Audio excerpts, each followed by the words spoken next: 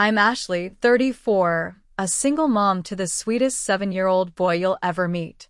Last Christmas, my parents banned my son Noah from family celebrations while eagerly inviting my sister's twins.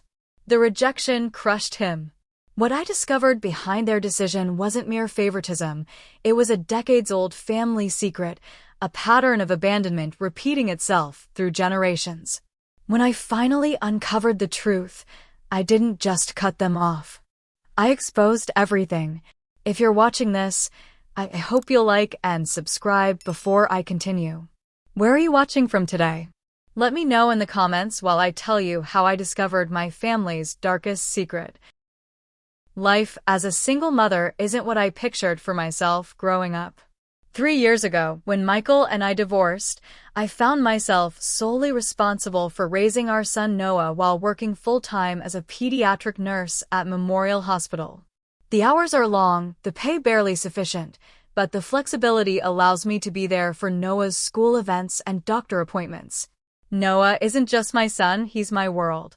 Every morning begins with our special ritual, pancakes shaped like whatever he's interested in that week. Lately it's dinosaurs, followed by a silly dance before the school bus arrives. His laughter fills our small 2-bedroom apartment with more warmth than any expensive heating system could provide. He collects rocks, builds intricate Lego structures, and memorizes facts about the solar system that even I didn't know. Yes, Noah struggles with anxiety. Loud noises overwhelm him. New situations require careful preparation and reassurance. Sometimes he needs his special blue fidget toy to help him through stressful moments. But these challenges don't define him. They're just part of who he is, alongside his incredible empathy and creativity. My sister Brittany lives a very different life. At 31, she's married to James, a financial advisor whose family connections secured him a partnership at a prestigious firm before he turned 30. They live in a 5-bedroom house in the suburbs with their 5-year-old twins, Emma and Ethan. Their Instagram-perfect existence includes luxury vacations, professional family photo shoots, and children dressed exclusively in boutique clothing. The golden child dynamic between Brittany and me wasn't subtle growing up. When I earned a scholarship to nursing school, my father Richard commented that academic achievements don't necessarily translate to real-world success. When Brittany landed her marketing job through Dad's golf buddy, my parents threw her a celebration dinner. My accomplishments were acknowledged, hers were commemorated. But the past year brought a disturbing shift in my parents' behavior. The subtle favoritism transformed into something more deliberate and hurtful, specifically regarding Noah. It started with canceled visits. Mom would call last minute, "Your father isn't feeling well," or "We have an unexpected commitment." Then came the shortened invitations. "We can only do lunch, not the whole day." Each time, I'd later discover through social media that Brittany's family had enjoyed extended time with my parents during these supposedly impossible periods. When we did visit, my mother Diane would watch Noah like a hawk, jumping at his normal 7-year-old behaviors. "Does he always move so much?" she asked once while Noah was simply walking around examining the books on their shelves. My father would sigh audibly when Noah asked questions about how things worked. Meanwhile, Emma and Ethan could literally swing from the dining room chandelier, which they once attempted, and my parents would laugh it off as kids being kids. Brittany began making strange comments during our increasingly rare sister lunches. "It must be hard raising a child with challenges," she'd say, though Noah had no diagnosis beyond mild anxiety that was well managed.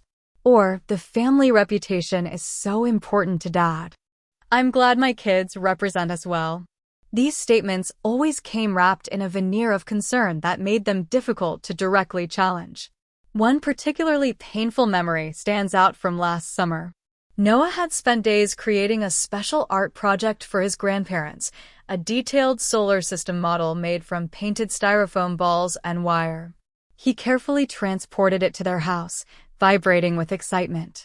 When he presented it, my father glanced up from his newspaper and said, "That's nice," before returning to reading. My mother placed it behind a large vase on a side table, effectively hiding it from view.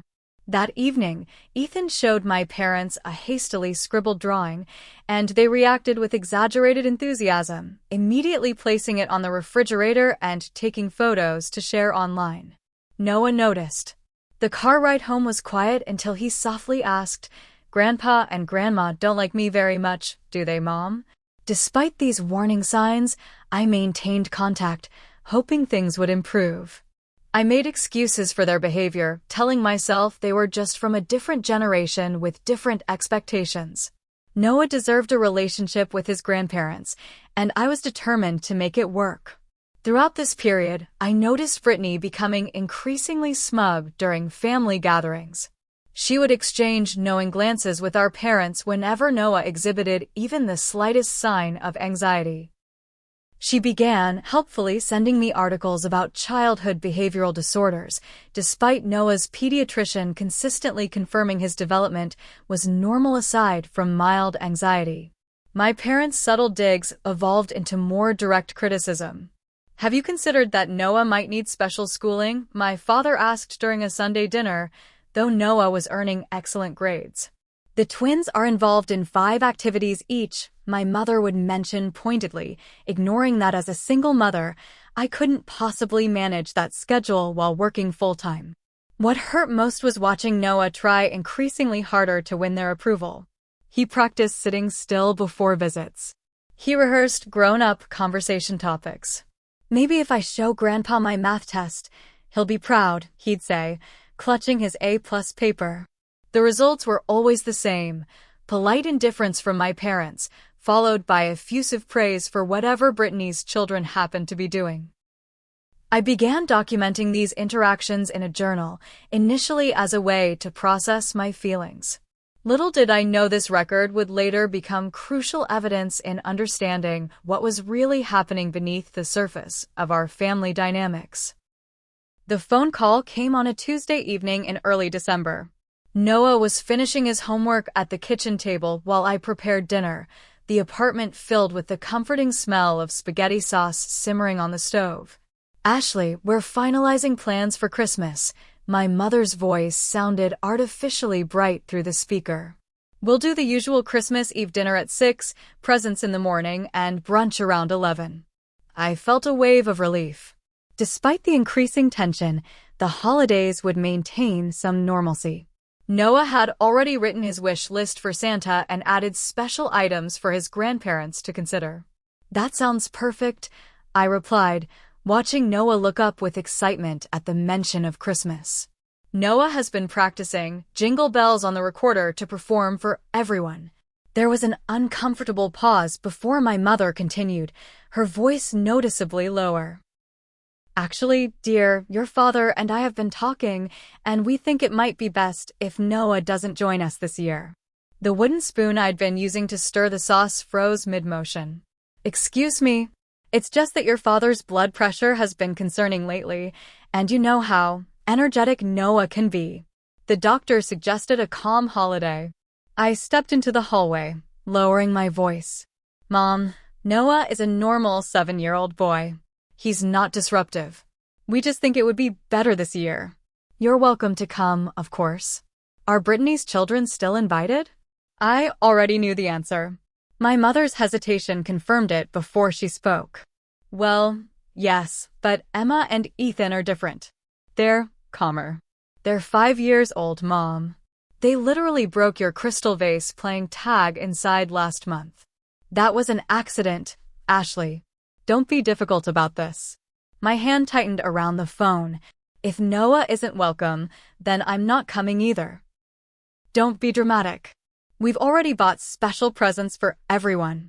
The twins would be so disappointed if their aunt wasn't there. And what about Noah?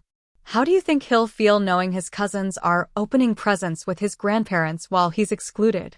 "You could tell him you're having a special day, just the 2 of you," she suggested, as if this solution was perfectly reasonable. Sometimes families need to make accommodations. After ending the call, I stood in the hallway trying to compose myself before facing Noah. How could I possibly explain this to him? The innocent excitement on his face when I returned to the kitchen nearly broke me. Was that Grandma? Did she say when we should come over for Christmas? Can I bring my new space pajamas to wear on Christmas morning like last year? I sat down beside him, struggling to find the right words. Honey, there's been a change of plans this year. Grandpa isn't feeling well, so we're going to do something different for Christmas. His little face fell. But what about the presents under their tree? And Grandma's special cinnamon rolls? We'll make our own cinnamon rolls, I promised. Even better ones. Noah was quiet for a moment, processing. Will Emma and Ethan be staying home from Grandma's house too? The direct question caught me off guard. I considered lying but couldn't bring myself to do it. No, sweetie. They'll still be going. His eyes welled with tears as understanding dawned. Is it because I'm too loud sometimes? I can be really, really quiet. I promise. No, Noah. This is not about anything you've done. This is grown-up stuff that has nothing to do with you being perfect exactly as you are. That night, after tucking Noah in, I found him later sitting at his desk writing by flashlight. He was composing a letter to his grandparents promising to be extra good at Christmas, listing all the ways he would behave.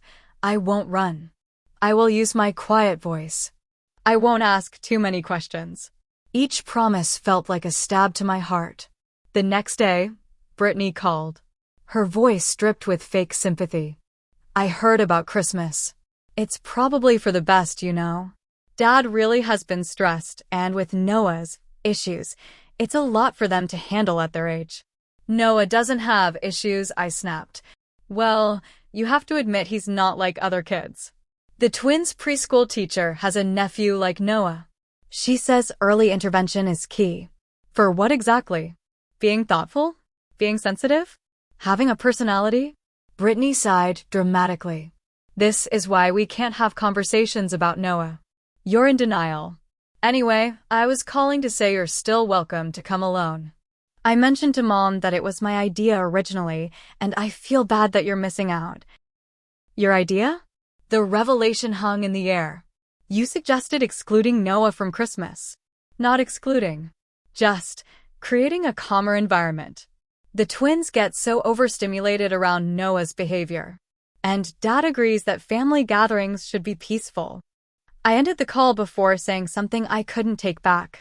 The pieces were falling into place. Brittany hadn't just been passively benefiting from our parents' favoritism. She was actively engineering it. That evening, I found Noah sitting quietly with his blue fidget toy, turning it over and over in his small hands. Are you okay, buddy?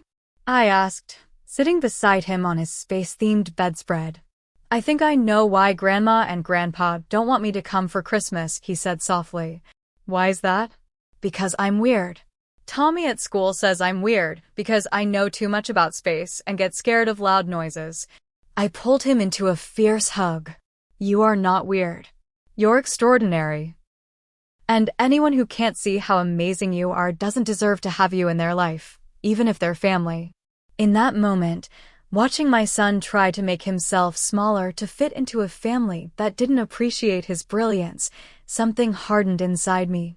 This wasn't just about a Christmas invitation anymore. This was about protecting Noah from the subtle psychological damage of conditional love. I made 3 decisions that night. We would create our own magical Christmas without my parents.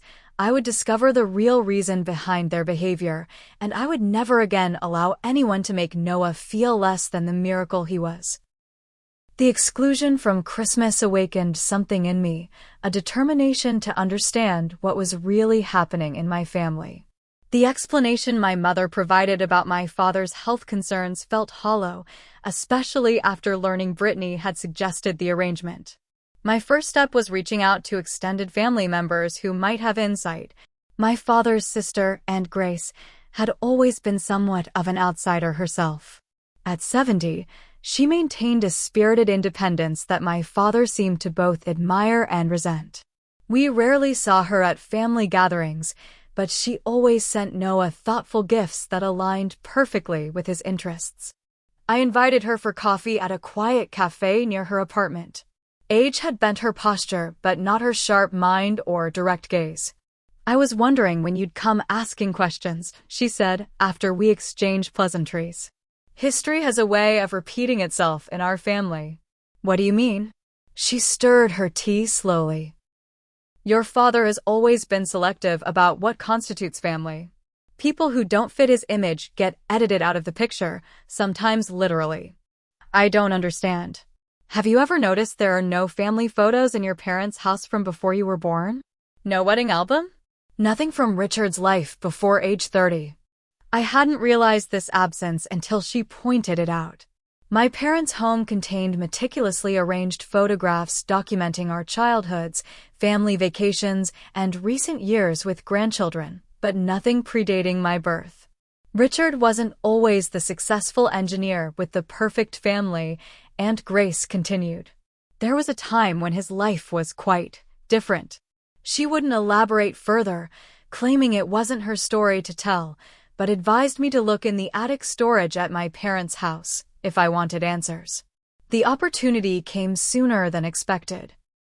My mother called the following week, extending an olive branch in the form of an invitation to help decorate for their annual New Year's gathering, without Noah, of course. I accepted, planning to arrive early enough to investigate the attic while they were out picking up decorations. The house was silent when I let myself in with my emergency key.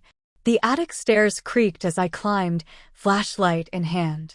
The space was organized with my mother's characteristic precision, labeled bins of holiday decorations, old clothing, and memorabilia.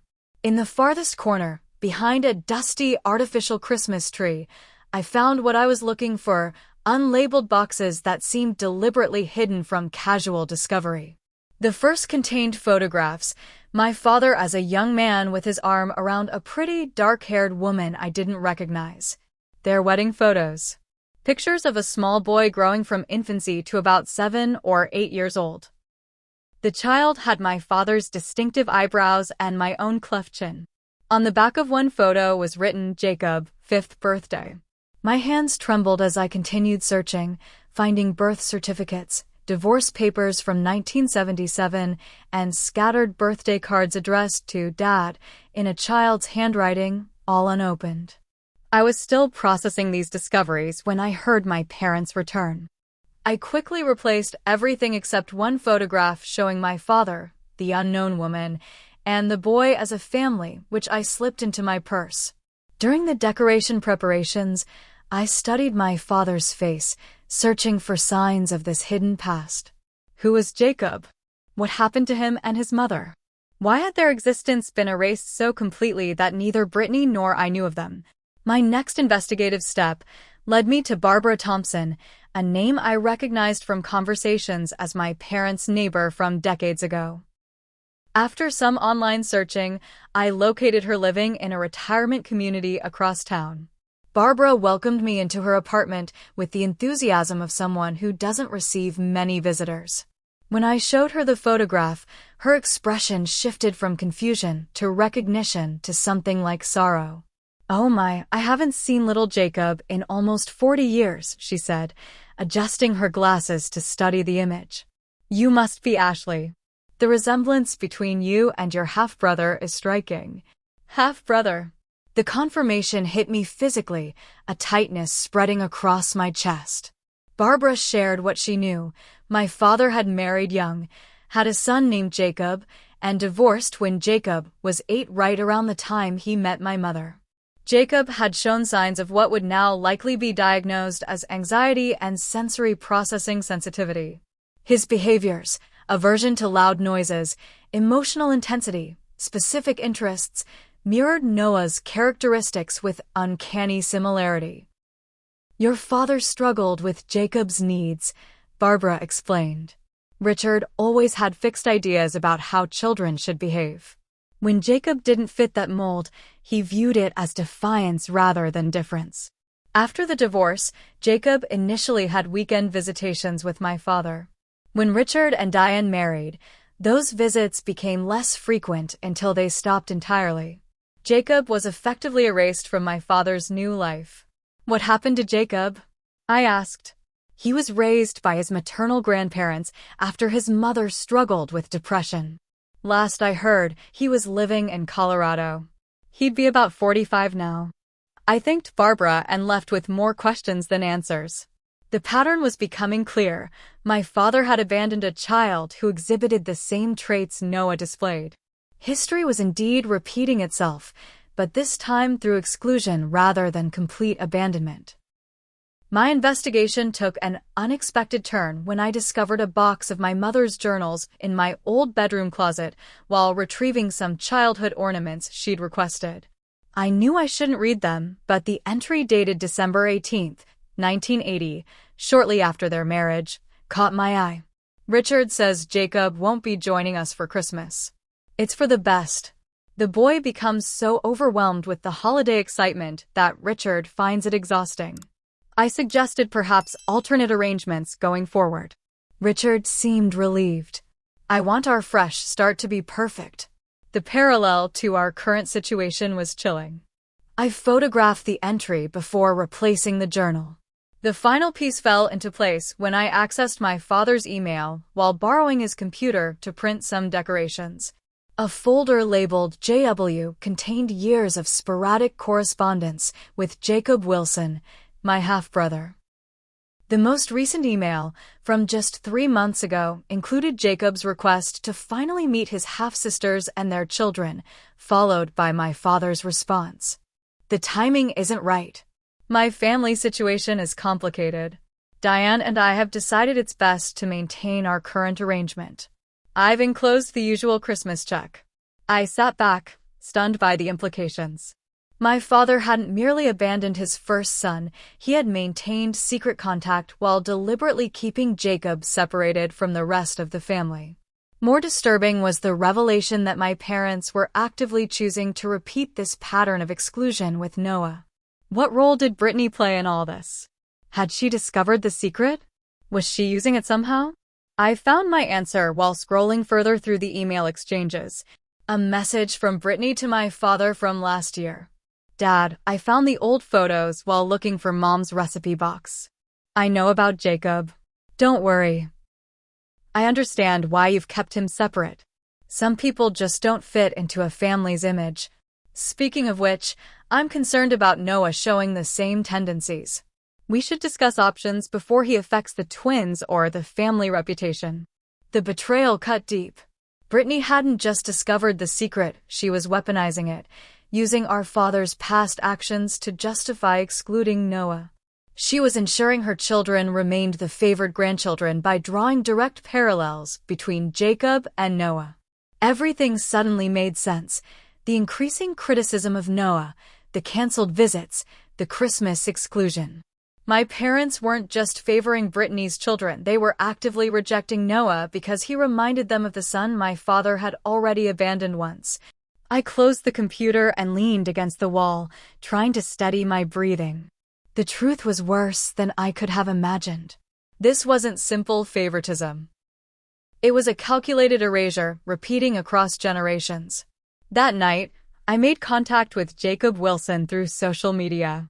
His profile picture showed a kind-faced man with the same cleft chin as Noah and me, standing beside a golden retriever in the Colorado mountains.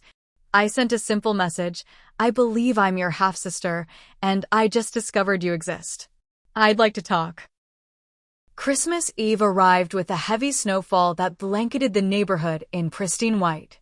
Noah pressed his face against our apartment window, watching the flakes swirl in the glow of street lamps.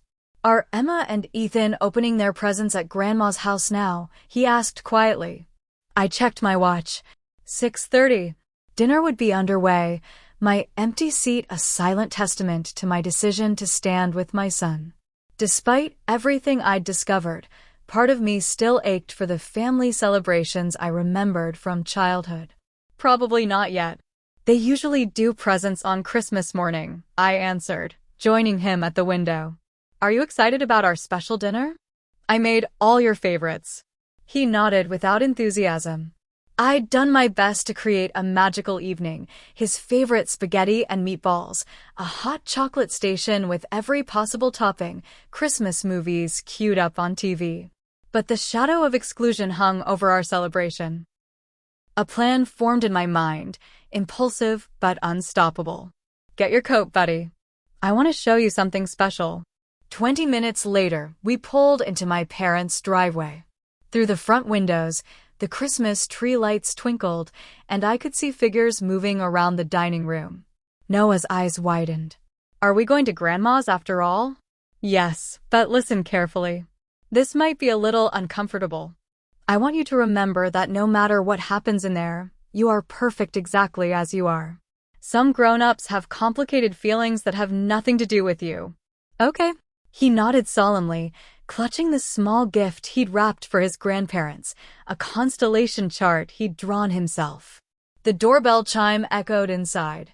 My mother answered, her practiced smile freezing when she saw us. Ashley. And Noah. This is unexpected. Her eyes darted toward the dining room. We were just sitting down to dinner.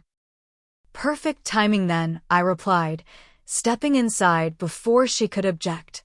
Noah followed, wide-eyed but determined, his little shoulders squared with courage that broke my heart. The scene in the dining room was exactly as I'd imagined. My father at the head of the table, Brittany and James seated with their impeccably dressed twins, fine china gleaming under chandelier light. Their conversations halted mid-sentence as we entered. Look who decided to join us, my mother announced with forced brightness. My father's face darkened. Ashley, we discussed this arrangement. No, you dictated it, I corrected, helping Noah remove his coat. We decided to come anyway. Emma and Ethan spotted Noah and waved excitedly. Despite the adults' tension, the cousins genuinely enjoyed each other's company, a fact that made the situation even more absurd. Noah, Emma called. Come sit by me. I saved you a Christmas cookie. Noah looked to me for permission. I nodded, and he cautiously approached the children's table set up near the main dining area. The adults watched in uncomfortable silence as the children immediately began chattering about Santa and presents. Well, my mother finally said, I suppose we can set 2 more places. The next hour unfolded in a performance of strained politeness. My father engaged James in discussion about investment opportunities. My mother complimented Brittany's new earrings. I answered direct questions, but otherwise remained watchful, noting how Brittany kept trying to separate the children, calling the twins to perform their Christmas songs or show off their new vocabulary. When Noah excitedly shared facts about the Christmas star actually being Jupiter and Saturn aligned, my father cut him off. That's enough, Noah. Children shouldn't dominate adult conversations. 5 minutes later, when Ethan interrupted with a knock-knock joke, my father laughed appreciatively and encouraged him to tell another. The inequality was so blatant that even James looked uncomfortable. The breaking point came during dessert when my mother brought out a special Christmas pudding. I made this from scratch for my darling grandchildren, she announced, placing it ceremoniously on the table. Noah's face lit up, but my mother quickly added, Emma and Ethan, this is your grandmother's special recipe. You'll be the 5th generation to enjoy it. Noah's expression crumpled in confusion. But I'm your grandchild too, he said softly. An awkward silence fell. My mother busied herself with serving the twins while deliberately avoiding Noah's gaze. Mom, I said, my voice dangerously steady, aren't you forgetting someone? Oh! Of course, she fumbled, finally scooping a small portion for Noah, but the damage was done. Brittany leaned over to my mother and whispered something that made them both glance at Noah with concerned expressions. Though quiet, her words carried in the tense silence, just like Jacob, making everything difficult. Noah heard it too. Who's Jacob? He asked innocently. The room temperature seemed to drop 10 degrees.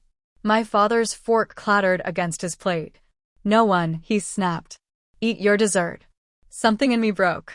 All the hurt, all the discoveries of the past weeks, all the protectiveness I felt for my son and the half-brother I'd never known, it crystallized into perfect clarity. Jacob isn't no one, I said, standing up. Jacob is your son. Noah's uncle. The child you abandoned because he didn't fit your perfect family image. And now you're doing the same thing to Noah. My father's face flushed deep red. Ashley, that's enough. This is not the time or place. When is the time? After Noah has been completely erased like Jacob was? When he's sending you emails as an adult that you hide from your real family. The twins looked confused. James stared at his plate.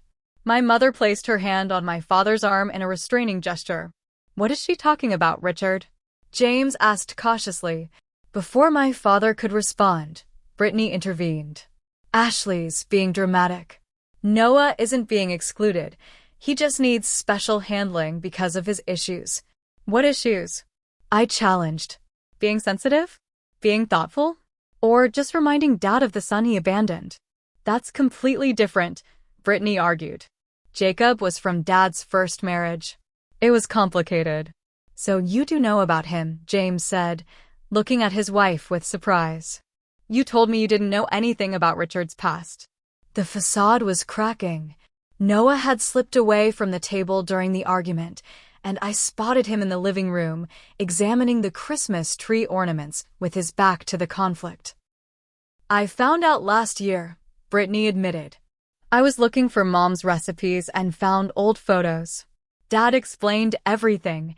And what exactly did Dad explain? I pressed. My father finally exploded. Enough. This is my house, and I won't have my past dragged up to ruin Christmas. You ruined Christmas when you excluded your grandson for reminding you of your failures as a father. Noah reminds me of Jacob, yes. The same behaviors, the same demands for special attention, the same disruption to normal family life. I lived through that once. I won't do it again. The dining room fell completely silent. Even Brittany looked shocked at our father's admission. In the quiet, we all became aware of Noah standing in the doorway, tears streaming down his face, having heard every word. I'm sorry I'm like Jacob, he whispered. I'll try to be different. The heartbreak in his voice galvanized me. I crossed to him immediately, kneeling to meet his eyes. You have nothing to be sorry for, I said firmly. Being like Jacob means you're sensitive, intelligent, and thoughtful. Those are beautiful qualities that some people are too limited to appreciate. I looked up to see various expressions around the table. My father's defensive anger, my mother's conflicted distress, Brittany's calculating assessment, James's genuine confusion, and the twins' innocent concern for their cousin. Noah and I are leaving, I announced, helping him gather his coat. But before we go, you should all know something. I've been in contact with Jacob. He's a wonderful man living in Colorado. He's a teacher with a family of his own, children who are valued for exactly who they are. He's agreed to meet me, and I'll be taking Noah to visit his uncle next month. You had no right, my father growled. I had every right to know my brother. And Noah has every right to know his family, his whole family, not just the parts you deem acceptable. At the door, Noah paused and turned back. With dignity beyond his years, he placed his carefully wrapped gift on the entry table. Merry Christmas, Grandma and Grandpa. I hope you feel better soon. In the car, the tears finally came for both of us. I held Noah close, breathing in the scent of his hair. I'm so proud of you, I whispered. So proud. Are we still a family without them? He asked through his tears. We've always been a family, just the two of us, I assured him. And now we're going to meet Uncle Jacob and his family too. Sometimes the best families are the ones we find, not just the ones we're born into. As we drove away from my parents' house, I knew with absolute certainty that this was a turning point. The confrontation had exposed truths long buried, but it wasn't enough. For Noah's sake, and for Jacob's, I needed to ensure that the full pattern of rejection and erasure in our family was brought to light. The drive home from my parents' house on Christmas Eve was quiet except for Noah's occasional sniffles. By the time we arrived at our apartment, his emotional exhaustion had won out and he'd fallen asleep.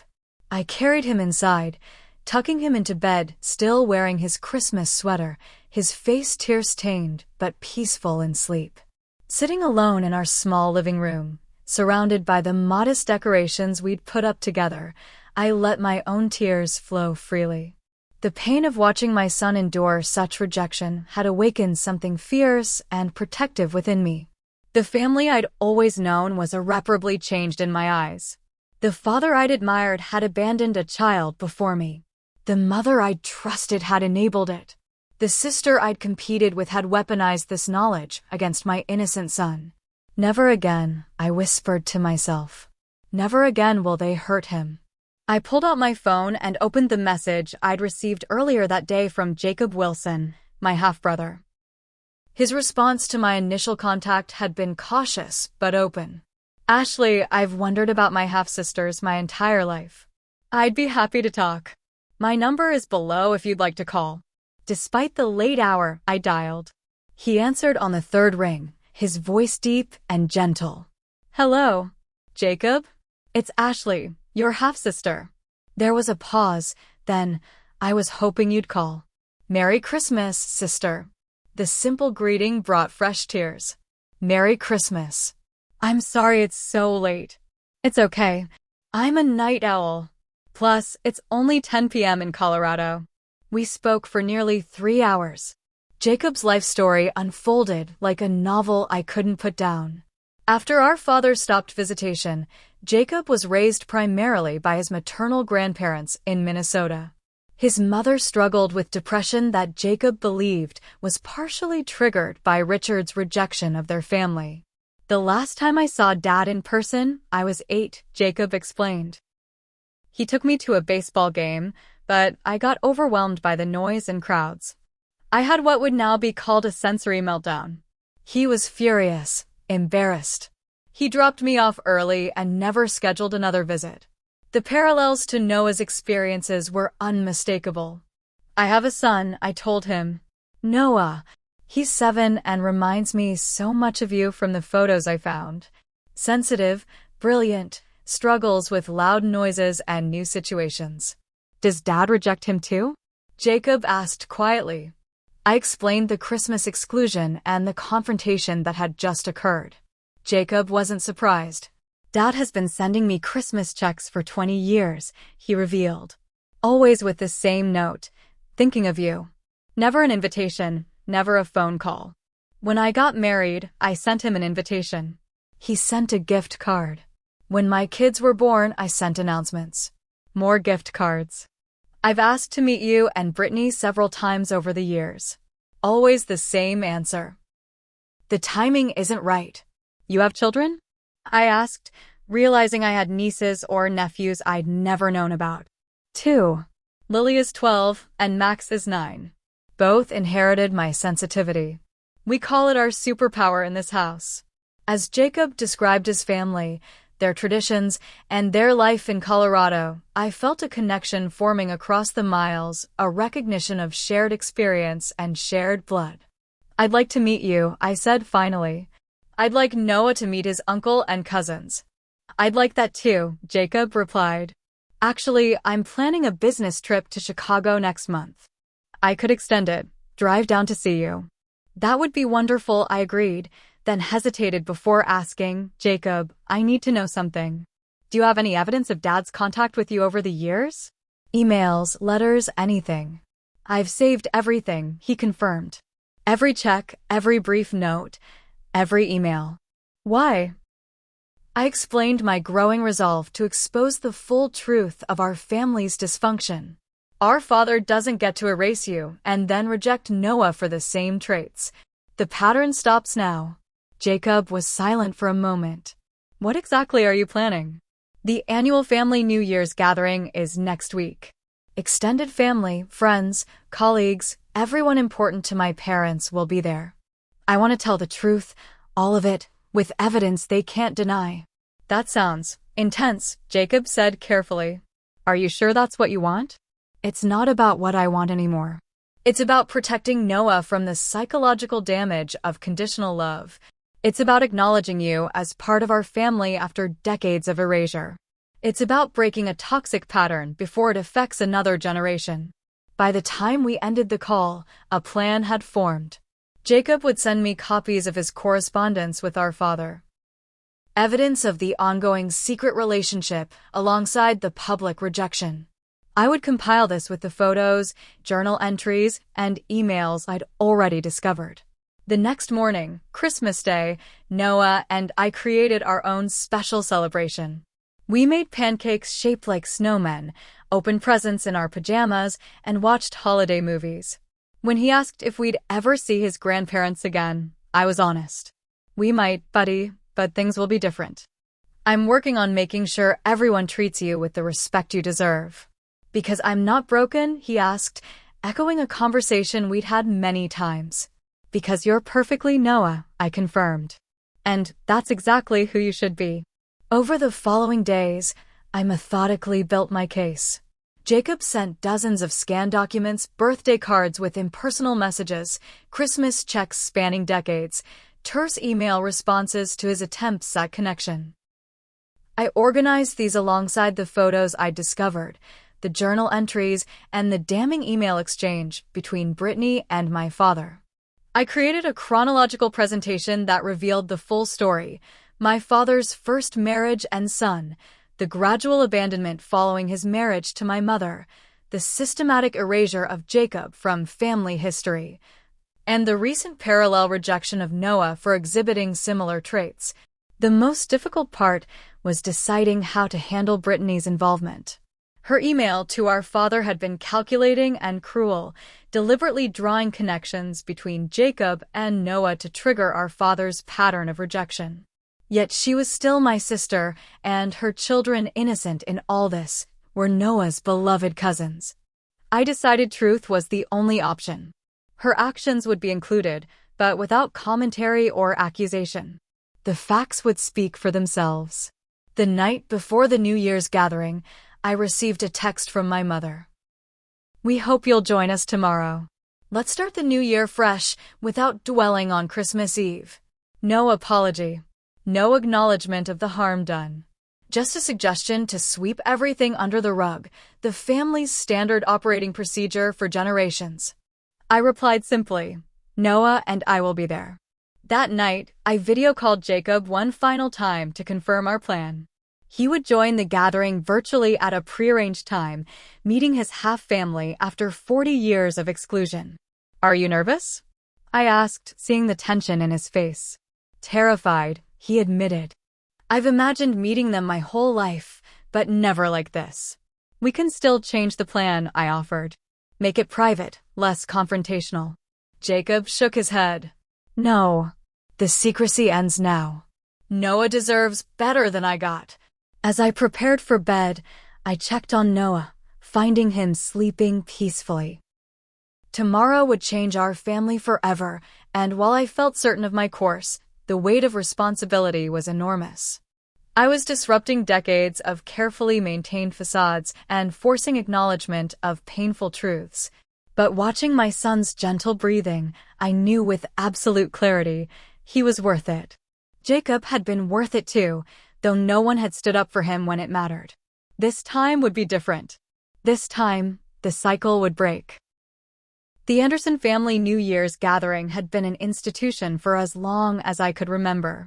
Hosted at my parents' spacious home, it brought together extended family, longtime friends, and my father's business associates in a display of successful family life that my mother orchestrated with precision. This year, I arrived later than usual, having arranged for Noah to spend the afternoon with his best friend Sam's family. I'd explained to Sam's mother Melissa, one of the few people who knew the full situation, that I needed to handle some difficult family business alone before bringing Noah over. She understood immediately and promised to keep him happily occupied until my text. The house was already filled with guests when I arrived at 7 p.m., carrying a small laptop bag alongside the traditional bottle of wine hostess gift. My mother spotted me from across the crowded living room and hurried over, her social smile firmly in place. "Ashley, we were beginning to think you wouldn't come." She glanced behind me. "Where's Noah?" "He's with friends." "He'll join us later," I answered, scanning the room. My father stood near the fireplace, deep in conversation with his brother-in-law. Brittany and James circulated among guests, The twins nowhere in sight, probably in the designated children's area, in the finished basement with the hired sitter. That's probably best after the Christmas unpleasantness, my mother murmured, accepting the wine. Let's just enjoy the evening, shall we? I moved through the gathering with purpose, greeting relatives and family friends with the automatic pleasantries ingrained since childhood. Uncle Thomas with his booming laugh. Cousin Patricia with her endless stories about her successful children.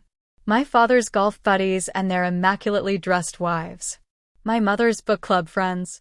Nearly 40 people in total, all part of the carefully curated world my parents had built. At precisely 8 p.m., I made my way to the dining room where my father traditionally offered his year-end toast before dinner. The long table gleamed with my mother's best china and crystal, name cards positioned with strategic social engineering. My father raised his glass, commanding attention with the authoritative presence that had intimidated and impressed me throughout my childhood. Another year draws to a close, he began, and as always, I'm grateful to share it with the people who matter most. Family is the cornerstone of a meaningful life, the legacy we build, the traditions we honor, the connections that sustain us through life's challenges. The irony was almost too much to bear. I took a deep breath, steadying myself for what came next. To family, my father concluded, raising his glass higher. To family, the guests echoed, sipping their champagne. I stepped forward before my mother could begin directing people to their seats. Before we sit down, I said, my voice carrying clearly across the room, I'd like to share something important with everyone here. My mother's expression tightened with alarm. My father lowered his glass slowly, eyes narrowing. Ashley, this isn't the time for. It's exactly the time, I interrupted, moving to the head of the table. We're celebrating family tonight, and I'd like us all to acknowledge what that truly means. The room quieted as guests sensed the underlying tension. I opened my laptop on the sideboard, connecting it to the large television mounted on the dining room wall, installed for sporting events my father enjoyed watching with guests. Many of you have known our family for years, I began, making eye contact with familiar faces around the room. You've watched Brittany and me grow up, celebrated milestones, shared holidays. But there's a part of our family history that's been deliberately hidden, and it's time for that to change. The first image appeared on the screen, the wedding photo of my father and his first wife, their young faces smiling with hope for the future. This is my father's first wedding in 1974, I explained calmly. Many of you probably didn't know he was married before meeting my mother. Murmurs spread through the gathering. My father stepped forward, his voice low and dangerous. Ashley, stop this immediately. I continued as if he hadn't spoken, advancing to the next image, my father holding infant Jacob.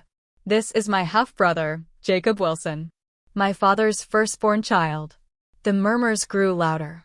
My Aunt Grace, standing near the doorway, nodded almost imperceptibly in encouragement. Jacob was 8 years old when our father stopped seeing him after marrying my mother. He was effectively erased from family history, no photos displayed, no mentions of his existence, no inclusion in family events. I methodically worked through the evidence. The birthday cards with impersonal messages, the Christmas checks spanning decades, the journal entries, the emails. With each revelation, the guests' expressions shifted from confusion to discomfort to dismay. For 40 years, our father has maintained minimal secret contact with Jacob while publicly pretending he doesn't exist, all because Jacob was sensitive, anxious, and didn't fit the image of family my father wanted to project. My father's face had turned an alarming shade of red. My mother stood frozen, one hand clutching her necklace. Brittany had retreated to a corner, James beside her looking increasingly disturbed. Last Christmas, I continued, my 7-year-old son Noah was excluded from family celebrations while his cousins were welcomed. The reason, though not stated directly, was that Noah displays many of the same traits as Jacob: sensitivity, occasional anxiety, a beautiful mind that works differently from what my father considers normal. I displayed the email exchange between Brittany and my father, where she explicitly connected Noah to Jacob and suggested exclusion. James turned to Brittany, his expression shocked. You did this? You deliberately excluded your nephew from Christmas.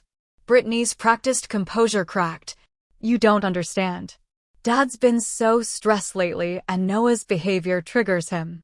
I was trying to protect everyone. By hurting a child? James asked incredulously. The room had become uncomfortably quiet, the party atmosphere completely evaporated. Several guests shifted awkwardly, clearly wishing to be elsewhere. I'm not sharing this to create drama, I clarified.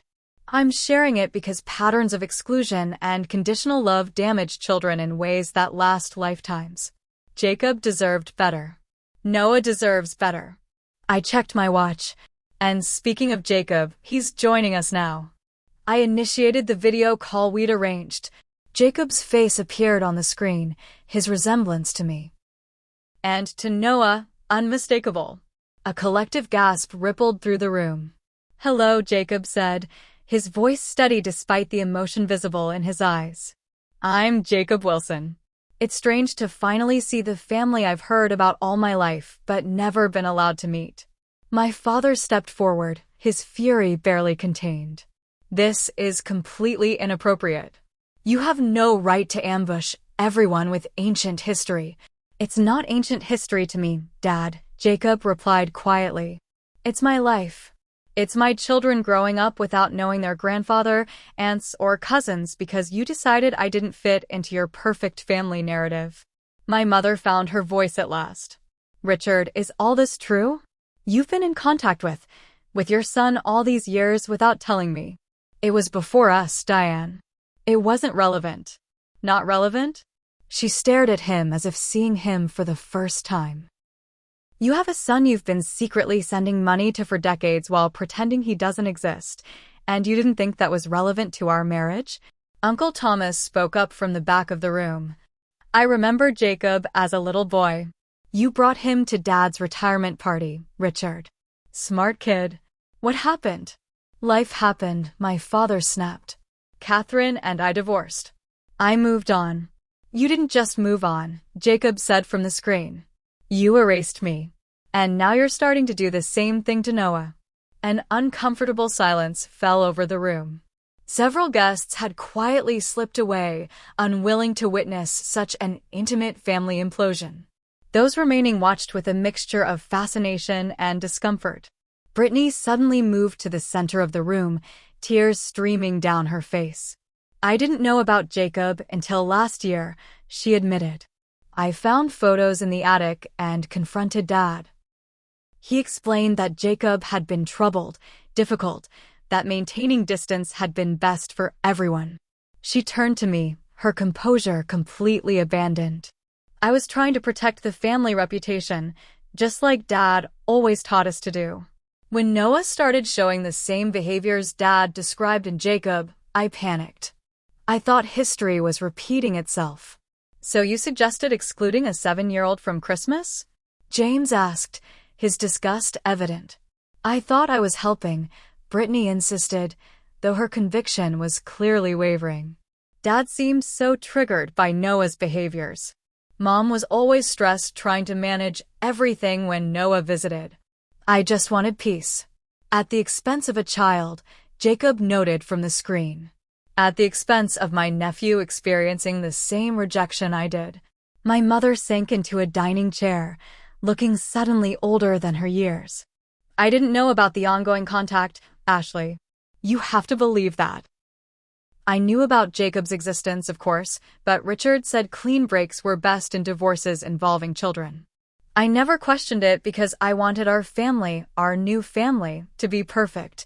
And that perfect image became more important than actual people, I said quietly. More important than Jacob. More important than Noah's feelings. My father, cornered and exposed, finally abandoned his defensive posture. His shoulders sagged as he looked around at the faces watching him, family, friends, colleagues all witnessing the collapse of his carefully maintained facade. You don't understand, he said, his voice suddenly tired. Jacob reminded me of everything I failed at in my first marriage. His behaviors, his needs. I wasn't equipped to handle them. When I met Diane, I saw a chance to start over, to get it right this time. So you threw away your child? Uncle Thomas asked bluntly. I provided financial support, my father insisted. Money isn't parenting, Jacob responded. Money isn't love. One by one, guests began to make awkward excuses to leave. My Aunt Grace approached and squeezed my hand in silent support before departing. James collected the twins from downstairs, nodding respectfully to Jacob on the screen as he led them and a subdued Brittany toward the door. Within 30 minutes, only immediate family remained. My parents, me, and Jacob's face on the screen. What do you want from us? My father finally asked, defeat evident in his voice. Acknowledgement, I answered. Recognition of Jacob as part of this family. And a commitment that Noah will never again be treated as less valuable or less worthy of love because of who he inherently is. And if we can't promise that, my father challenged, a final flicker of defiance, then you won't be part of Noah's life, I said simply. And you'll have lost 2 sons and a grandson to the same destructive pattern. Jacob spoke up. I don't expect to suddenly become one big happy family after 40 years. But I would like my children to know their extended family, if that family can accept them completely, sensitivities and all. My mother looked directly at the screen, really seeing Jacob for perhaps the first time. I'd like to meet your children, she said softly. And I owe you an apology for my part in all this. It wasn't everything, but it was a beginning. As I ended the video call with a promise to connect Jacob with the family members who wanted to know him, I felt a weight lifting. The secrets were exposed. The pattern was named. The choice now lay with my parents, evolve or lose another generation of their family. I texted Melissa that I was ready for Noah to join us. When he arrived 20 minutes later, his eyes wide at the subdued atmosphere so different from the usual New Year's celebration, I introduced him to the grandparents who were seeing him with new eyes. Noah, my mother said carefully, would you like to help me put together some plates of dessert? I made your favorite chocolate cake. You remembered it's my favorite? He asked, surprised. I did, she confirmed. And I'd like to remember a lot more about you, if you'll let me. As Noah followed my mother to the kitchen, my father stood awkwardly beside me. He does remind me of Jacob, he admitted quietly. It unsettles me. That's your issue to work through, I replied firmly. Not his to bear. My father nodded slowly. I'll try, he said, and for the first time, I believed he might mean it. The weeks following New Year's unfolded in ways I couldn't have predicted. The family explosion had cleared the air like a violent thunderstorm, leaving behind a landscape forever altered, but with the possibility of new growth. My parents retreated into private reflection, canceling their usual winter social engagements. My mother called 3 days after the confrontation, her voice subdued. I've been thinking about everything nonstop, she admitted. I keep remembering Jacob as a little boy. He used to bring me dandelions whenever they visited. I pressed one in a book once. I still have it. Why did you go along with erasing him? I asked, the question that had haunted me since discovering the truth. She sighed heavily. At first, it seemed like respecting boundaries after a divorce. Then it became easier to pretend than to confront your father's decisions. By the time you girls were born, the pattern was set. I'm not proud of it, Ashley. It wasn't enough, but it was honest. The acknowledgement of wrongdoing marked a first step I hadn't been sure they'd take. My father was less forthcoming. He sent a brief email, I need time to process everything. This doesn't mean I don't care. Typical of him, emotionally reticent, but unwilling to completely sever connections. Brittany's response surprised me most. James had apparently been deeply disturbed by her role in Noah's exclusion. According to my mother, they'd had serious discussions about family values and the treatment of children. 2 weeks after New Year's, Brittany appeared at my apartment door, the twins beside her. Can the kids play with Noah while we talk? She asked, vulnerability replacing her usual confidence. While the children happily engaged with Noah's extensive Lego collection, Brittany and I sat at my small kitchen table, the awkwardness between us palpable. "I've been seeing a therapist," she began abruptly. James insisted, but he was right. I've been awful, Ashley. To you, to Noah, to everyone who doesn't fit my idea of what's acceptable." "Why?" I asked simply. She stared into her coffee cup. "I've always felt like I had to be perfect to deserve Dad's approval. When I found out about Jacob, it confirmed everything. That love in our family is conditional. That people who don't meet expectations get cut off. I was terrified of losing my standing." "So you threw Noah under the bus instead?" She flinched. "I told myself I was protecting my children from chaos." James pointed out I was actually teaching them that cruelty is acceptable if it maintains appearances. Tears filled her eyes. Noah didn't deserve any of it. Neither did Jacob. It wasn't an instant reconciliation. Trust, once broken, requires more than apologies to rebuild. But it was a beginning, Brittany acknowledging her behavior rather than justifying it. The most profound changes came in my relationship with Jacob. We spoke several times weekly, getting to know each other through long conversations about our lives, our children, our experiences growing up in the shadow of our father's expectations. In February, Noah and I flew to Colorado for a long weekend.